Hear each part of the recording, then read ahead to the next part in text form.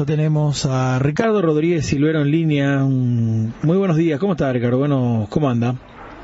Muy buenos días a todos ustedes allí, a la audiencia también.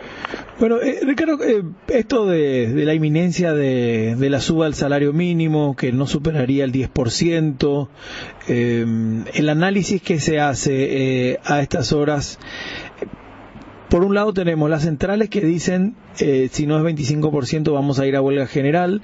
Por otro lado, el reclamo de que el salario mínimo no es la base sino el techo, que hay un mínimo porcentaje de la población que accede realmente a este aumento y sin embargo el resto es el que sufre.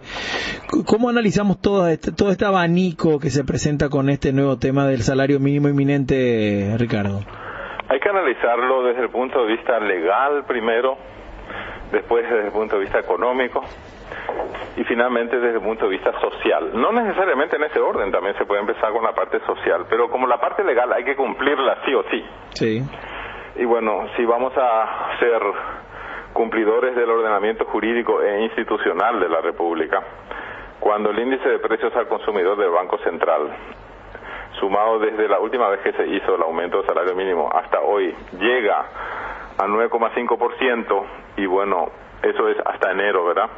Agregando la potencial inflación de febrero, y se va a cumplir con el requisito legal que dice que, habiéndose llegado al 10% del IPS en forma acumulada, hay que aumentar el salario mínimo legal. Ese es el análisis exclusivamente legal, ¿verdad?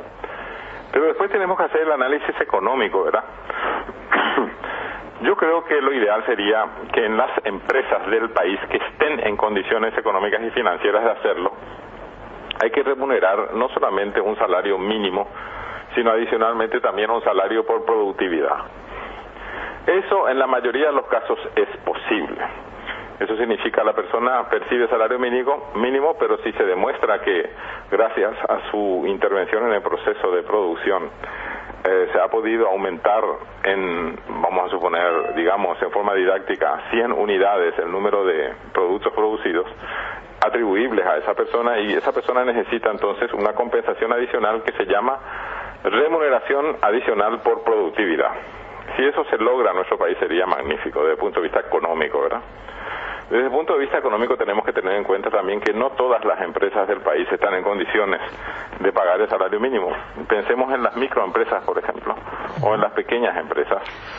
Algunas de ellas no están en condiciones de hacerlo, y eso explica el que en nuestro país los que perciben el salario mínimo legal o más están solamente alrededor del 30 al 40% de la población trabajadora.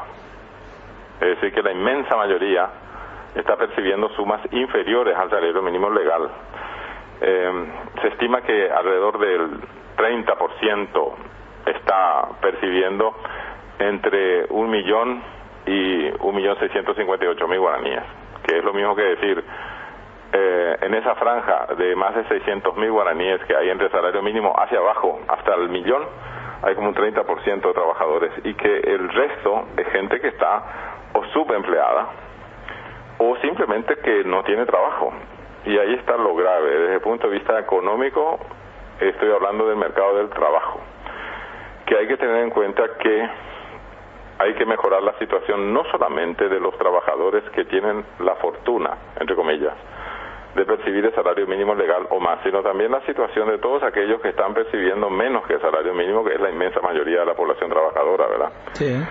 Y aparte de eso, y con eso entramos ya en lo social, la parte peor del mercado del trabajo y de la pirámide poblacional está en los que viven en desempleo o en miseria. Eso es gente que hace rato que no trabaja o que se ha quedado desempleado en los últimos tiempos.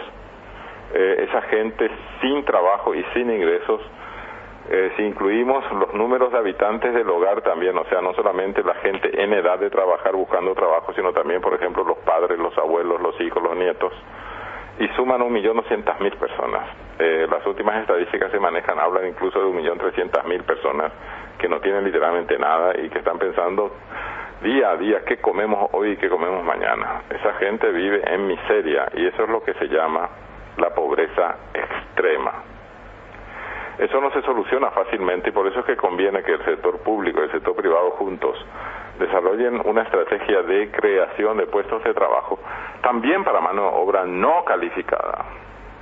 Eso significa gente que no sabe hacer nada, que no se fue a la escuela, a lo mejor son analfabetos o semi-analfabetos, a lo mejor es gente que hace años que está desempleada, a lo mejor es gente que nunca asistió a ningún curso técnico de nada, ni de albañilería, ni de electricidad, ni de automecánica, nada. Esa gente difícilmente consigue trabajo, ¿verdad?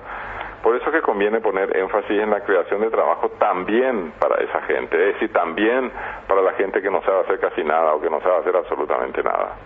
Y hay forma de hacerlo, no estoy hablando de nada que sea utópico, verdaderamente se puede hacer eso. Por eso, la cuestión de la remuneración, concentrarla solamente en los que perciben salario mínimo o más, es otra vez aventajar a los que ya están bien en el mercado del trabajo y desde el punto de vista social. Y yo digo que está bien que se les remunere mejor, pero debería ser mucho mejor todavía considerar la situación de los que están subempleados, es decir, los que están trabajando menos horas que las necesarias y perciben por eso ingresos inferiores, o los que están trabajando a full pero no llegan ni siquiera a 1 millón de guaraníes, que son la mayoría de la población trabajadora. Y pensemos por favor también en la gente que no tiene nada. Es decir, hoy en día hacer un planteamiento de aumento del salario mínimo solamente es solo atender lo que dice la cuestión legal, pero tenemos que tener en cuenta lo que dice la cuestión económica también, salarios por productividad por ejemplo, y lo que dice la cuestión social, y es mejorar la situación también de los que perciben menos de salario mínimo y también y sobre todo los de la población que vive en pobreza extrema, a la que hay que ayudar sí o sí y cuanto antes mejor. Hoy el director del trabajo, quien está a cargo ahora, que es Eduardo Bogado, planteaba, primero decía que el salario mínimo hoy es una prisión económica y volví a hablar de lo que siempre repetimos, que en realidad no es la base sino el techo. Exacto, es el techo. Que es la realidad. Él planteaba que el tema salario mínimo indudablemente tenía que ir acompañado de un paquete de medidas sociales. Él habló, sin ampliar detalles, dijo subsidio de transporte, canastas básicas, servicio de salud en sanatorios privados para operaciones de alto riesgo.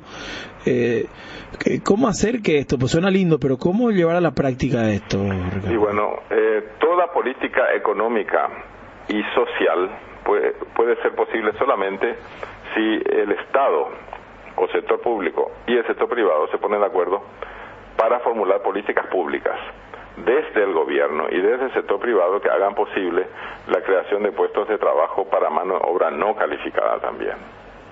Esa es la parte fundamental que se descuida siempre. Entonces, otorguemos aumento de salario mínimo legal. La ley lo prescribe así y está bien que sea así. Pero adicionalmente demos trabajo pleno a los que están subempleados y organicemos trabajo para los que nunca han trabajado con énfasis en mano de obra no calificada. Y eso es lo que nos falta hacer. Y solamente será posible hacer eso si es que se trasciende el papel. Es decir, acá hay programas de lucha contra la pobreza extrema, pero solamente en los proyectos, ¿verdad? En la práctica, el ministro de Hacienda no tiene presupuesto para ellos. Lo único que se está haciendo es mantener el sistema de transferencias monetarias condicionadas para los hogares en situación de pobreza extrema, solo si es que cumplen ciertas condiciones, y eso me parece muy bien. Si es que pueden demostrar que sus hijos están vacunados, eso se demuestra con un certificado del lugar de salud de la compañía o del pueblo, o sea, tiene que ser una oficina del Ministerio de Salud o del IPS que otorgue el certificado, y segundo, exigir que los niños vayan a la escuela, y eso se obtiene con el certificado de inscripción en las diversas escuelas del país. Si eso no hacen los padres, no merecen ninguna ayuda. Pero esa ayuda es solamente para que no se mueran de hambre. Imagínense que para una familia tipo de 5 personas, los que cumplen con esas condiciones reciben solamente 250.000 guaraníes al mes, que como son 5 personas al mes, ¿verdad? Eso es poquísimo. Eso es solamente para que no se mueran de hambre. Por eso es que la estrategia ideal sería por políticas públicas y privadas, asegurar la creación de puestos de trabajo, darles trabajo a ellos, de tal forma que puedan tener ingresos y con eso solventarse la vida. Y los trabajos son de diversos tipos, no hay que ser genios para eso. Por ejemplo, en el ámbito rural, las comunidades campesinas que están todavía detrás del bosque, eso no es despectivo, simplemente viven detrás del bosque o del cerro y no tienen forma de acceder por tierra, ni siquiera por tierra, ¿verdad?, a la próxima carretera, a la próxima ruta. Por supuesto, es ilusorio pensar ahí de un camino empedrado, no tienen ellos. Ellos lo que hace falta allí es que los vecinos se pongan a hacer picada en los bosques para que tengan acceso a camino de tierra, y una vez que llegan al camino de tierra, construir zanjas para que los raudales corran más rápido y el camino sea por lo menos más tiempo transitable, y conseguir recursos públicos para remunerar a esas personas que hacen esos trabajos, aunque sea. Por eso que hay que tener cuidado con el salario mínimo legal. Tiene que ser legal poder ocupar a alguien solamente por trabajo, ¿verdad? Es decir, el que hace un trabajo recibe la remuneración. Y tenemos que pensar también en la ley del empleo juvenil, que sea posible, por ejemplo, emplear a un estudiante legalmente por solo 1 millón de guaraníes, y que sea posible, por ejemplo, en las comunidades campesinas que vienen detrás del bosque, poder emplear a esos campesinos por mucho menos, 500.000 guaraníes, hacer picadas para llegar al camino de tierra, hacer zanjas en el camino de tierra, y en los caminos de tierra empedrar los caminos de tierra, y además construir cunetas para los caminos de tierra, y una vez que se tienen caminos empedrados y cunetas, y construir caminos de cemento o de asfalto para que ellos puedan hacer llegar sus productos al mercado nacional e internacional. Todo eso es posible hacer, no solamente en obras viales, y caminos, carreteras, etcétera, también en la construcción, por ejemplo, de escuelas. Hace